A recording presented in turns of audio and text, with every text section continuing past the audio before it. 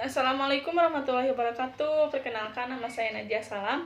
Di sini saya akan mencoba menjelaskan tentang perencanaan agregat. Banyak yang bertanya, apa sih yang dimaksud tentang perencanaan agregat? Nah, menurut Hendra Kusuma, perencanaan agregat adalah hubungan antara perencanaan harian atau penjadwalan dengan perencanaan jangka panjang. Jadi, dibuatnya perencanaan agregat itu disamakan dengan penjadwalan harian untuk jadwal jangka panjang di perusahaan tersebut. Kemudian untuk menyusun rencana agregat itu ada beberapa cara. Yang pertama, harus diidentifikasi pentingnya mengukur output. Jadi kita harus mengukur outputnya terlebih dahulu.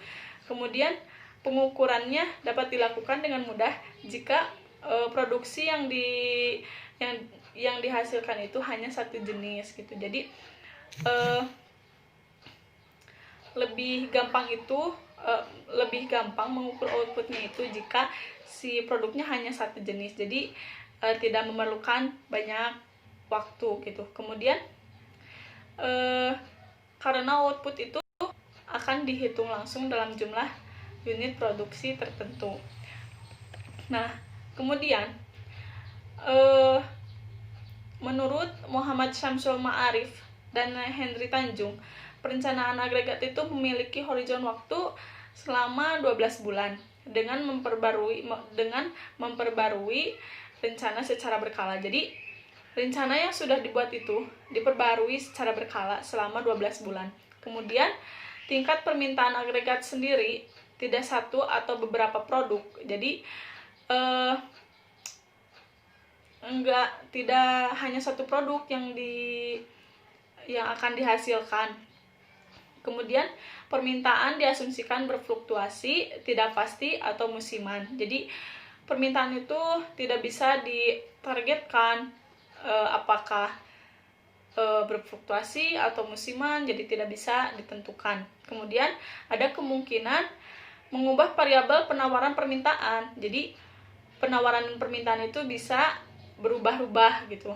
Kemudian dalam perencanaan agregat, fasilitas dianggap permanen dan tidak dapat diperluas. Fasilitas itu tidak bisa diganti gitu. Jadi fasilitas yang udah ada. Nah, kemudian apa sih tujuan dari perencanaan agregat ini? Nah, perencanaan agregat itu bertujuan untuk meminimalkan biaya yang dapat menyesuaikan pada perencanaan di tingkat produksi, tingkat tenaga kerja, dan tingkat persediaan, serta beberapa variabel lain yang dapat dikendalikan. Jadi, perencanaan agregat itu salah satunya bertujuan untuk meminimalkan biaya dengan membuat penyesuaian gitu. Jadi, misalkan biaya untuk pembuatan produk. Nah, kemudian biaya untuk tenaga kerja dan untuk tingkat persediaan. Jadi misalkan dari satu perusahaan biayanya itu 20 juta untuk tenggat waktu 5 tahun. Nah, itu jika menggunakan perencanaan agregat bisa diminimalkan. Nah, kemudian apa sih fungsi dari perencanaan agregat itu?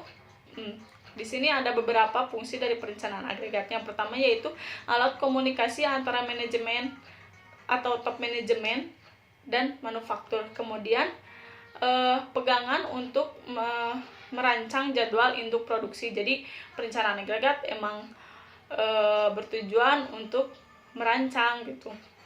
Kemudian menjamin rencana produksi konsisten terhadap rencana strategis perusahaan. Kemudian ada juga untuk mengatur persediaan produk jadi untuk mencapai target produksi dan rencana strategis. Kemudian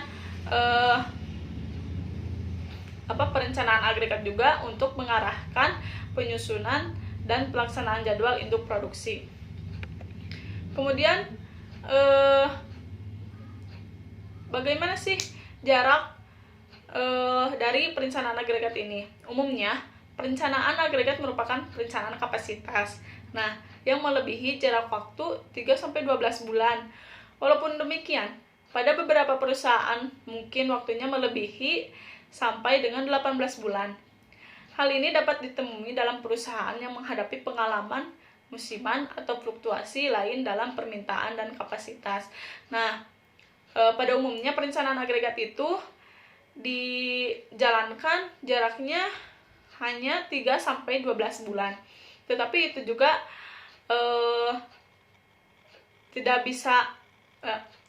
bisa pas juga 3-12 bulan. Ada juga perusahaan yang melakukannya jaraknya itu sampai 18 bulan gitu. Jadi sampai target itu terpenuhi itu 18 bulan gitu. Tapi jika menggunakan perencanaan agregat, perencanaan itu sudah bisa diprediksi bagaimana sih perusahaan ini akan berjalan, kemudian berapa biaya yang akan dikeluarkan. Nah, kan penjadwalannya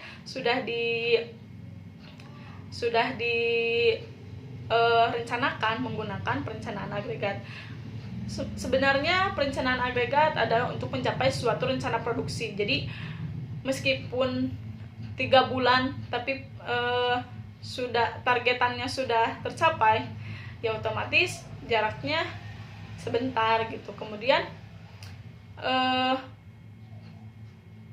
meskipun jaraknya sampai 18 bulan, tapi mendapatkan pencapaian yang efektif dalam penggunaan sumber-sumber daya organisasi untuk dapat memenuhi permintaan yang diharapkan.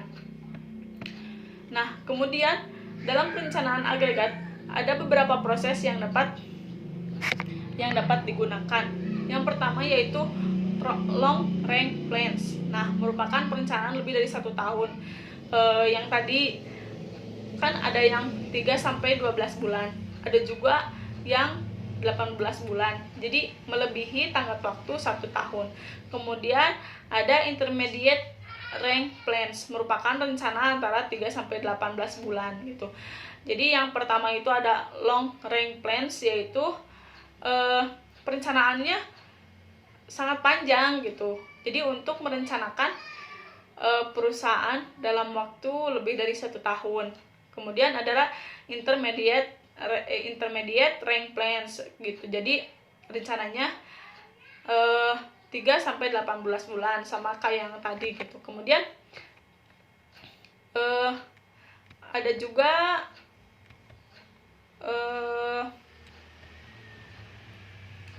apa sih namanya?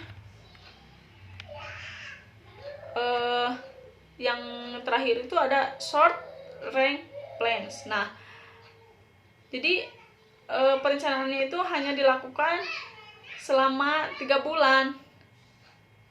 Jadi sudah tercapai gitu apa yang direncanakan menggunakan perencanaan agregat ini. Jadi ada 3 proses. Yang pertama yaitu long, yang kedua yaitu intermediate, dan yang ketiga yaitu ada short range plans. Kemudian teknik perencanaan agregat. Apa sih yang dimaksud tentang teknik perencanaan agregat? Teknik perencanaan agregat adalah sebuah metodologi yang dibutuhkan oleh Departemen Perencanaan dan Pengendalian. Jadi ya semuanya juga membutuhkan Departemen Perencanaan dan Pengendalian Produk. Sebelum kita merencanakan perencanaan agregat ini, kita harus merancang perencanaan dan pengendalian apa sih yang akan kita lakukan. Kemudian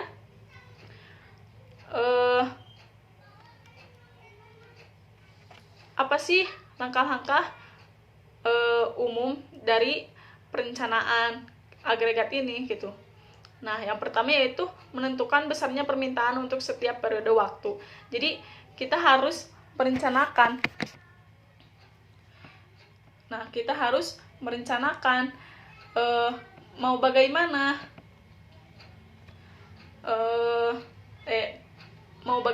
dan permintaannya itu setiap periodenya berapa. Misalkan kita permintaan sampai berapa produk. Nah, bisa menggunakan perencanaan agregat. kemudian menentukan besarnya kapasitas dalam waktu reguler. Jadi kita bisa menentukan waktunya sampai kapan, kemudian mengidentifikasi kebijakan perusahaan, kemudian menentukan biaya per unit, kemudian mengembangkan rencana alternatif, dan yang terakhir, jika hasilnya memuaskan, maka merencanakan permunculan dan dapat dipilih. Jadi jika semuanya sudah memuaskan, berarti kita bisa memilih perencanaan agregat yang dipilih. Nah, mungkin sekian yang dapat saya sampaikan.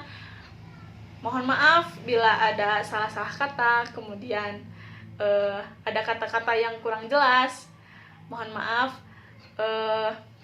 Terima kasih. Assalamualaikum warahmatullahi wabarakatuh.